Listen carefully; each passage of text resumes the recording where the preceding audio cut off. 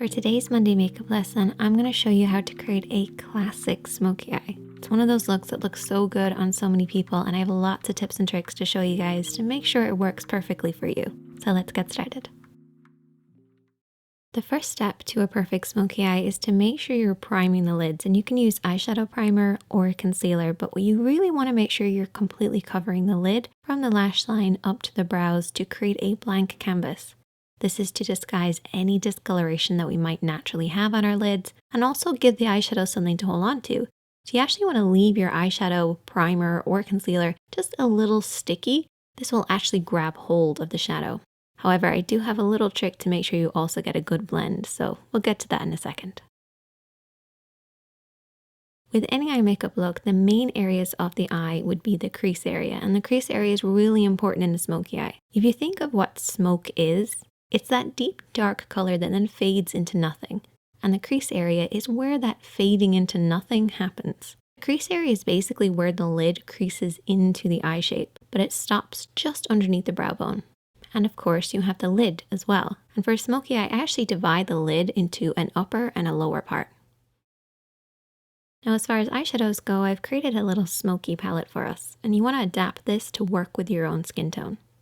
So the first shade is what I refer to as the base shade. So this is very similar to your own skin tone, could be a little lighter. We then have our contour shade. This should be a few shades darker than your own skin tone. And then you have your mid-tone, and your mid-tone is probably the most important. A lot of people refer to this as the transition shade. This is somewhere in between the base and the contour. That's why I call it a mid-tone, because it's a middle tone. And then we have our smoky shadow. So our smoky shade is basically whatever type of smoky eye that you want to create. I'm going to create a black one. So let's get started with this look, taking a blending brush and our base shade. And this is my little trick to get that perfect blend. We're basically going to start at the crease of the eye and then work up underneath the brows. So you want to pack on this base shade to create a silky powdery effect, but avoid the lid. We want the lid to stay a little tacky from the concealer and the primer, but we want that crease to be really powdery, really easy to blend over. By applying that powder, we're basically going to create an easier, softer blend. Remember how I said concealer and primer gives the shadow something to hold on to? Well, this powdery base will make sure we have something to blend over, and that's how you get that perfect soft blend. Just make sure to avoid the lid, don't come down too far, keep it from the crease right up to the brows. For the next step, we're going to keep with that same blending brush, and I haven't cleaned it off, and we're going to go in with our mid-tone, so our middle tone or our transition shade. And we're going to start over everything that we've already applied, but we're going to stop under the brow bone. So the first shadow went from the crease right up underneath the brows, avoiding the lid. And use this little diagram as a representation of what we're doing here. We're starting in this crease area and then softly blending upwards. If you're not sure where to stop and start your blend, you basically want to keep it in between these two parallel points.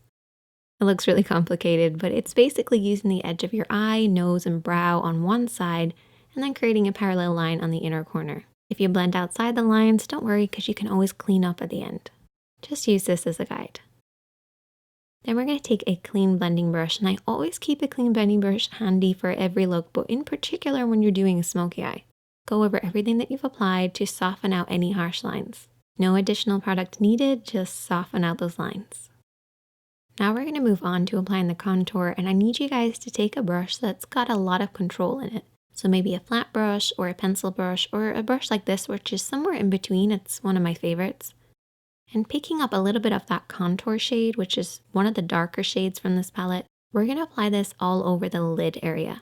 So I want you guys to keep this just to the lid, bringing it up to where that mid-tone starts in the crease, but don't go beyond that point. Really focus on the roots of the lashes and softly blend this over and back, covering the lid. Try to avoid blending this up too high because that can ruin the look. You want to keep it nice and deep and low. So what we're going to end up with is a deep dark look right at the roots of the lashes that then fades upwards, fading into that mid-tone, into that crease, and up underneath the brows. Next, I want you to take a small flat brush, something that you have the most control over. And I want you to take your smoky shadow. So whatever smoky shadow that you're using, I'm using black. And there's two ways that you can apply this. You can bring your hand down onto the lash line, or you can come at it straight on. As you can see, my hand is pretty much at the level of my nose as I'm applying this. I'm applying it using the lash roots as my guide, and follow the natural shape of your lash line.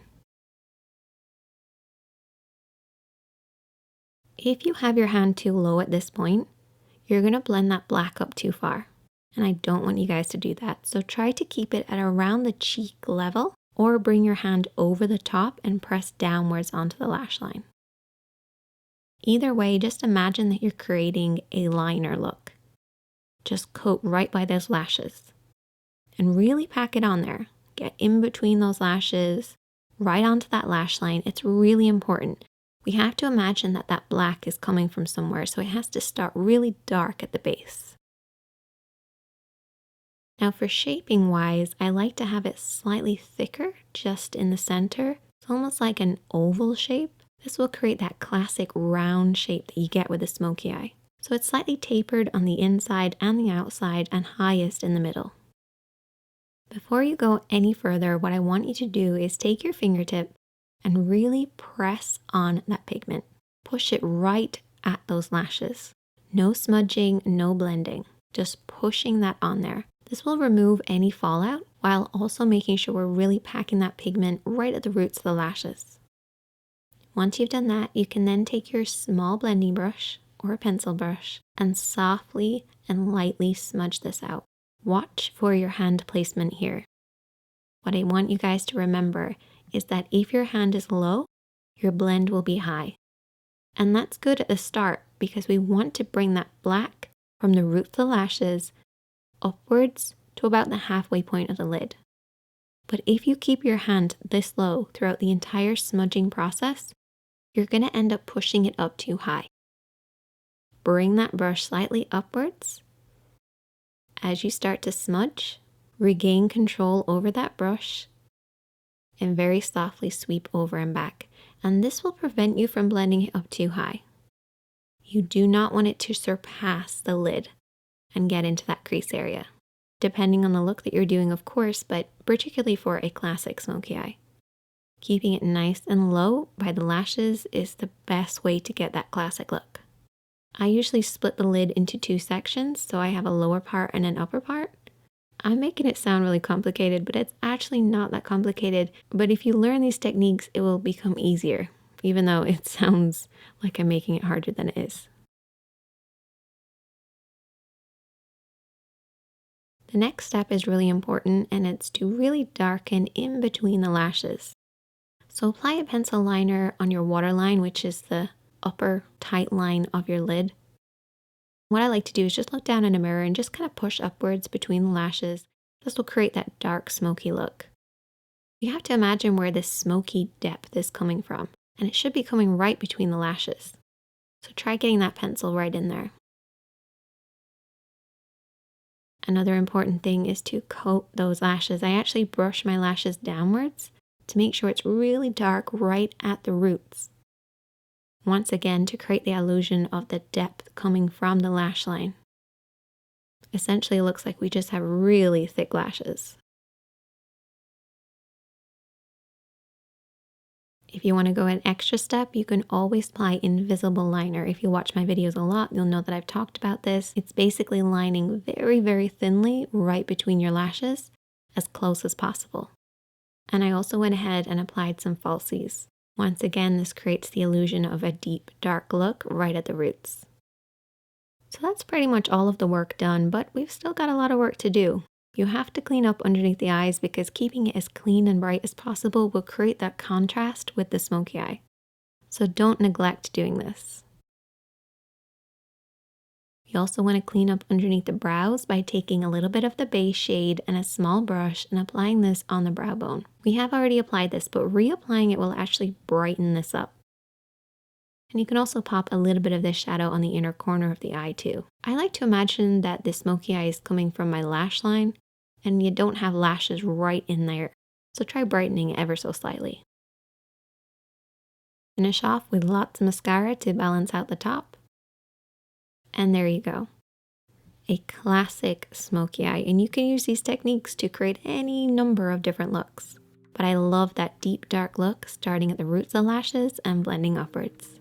If you try out this look, I would love to hear from you guys. You can also send me a picture, and if you have any problems, I'm always here to help, so just leave a comment and I'll try and get back to you. Check out the other videos on the screen, hit that like button if you learned something, hit that subscribe button if you're new, and I'll see you guys in the next one.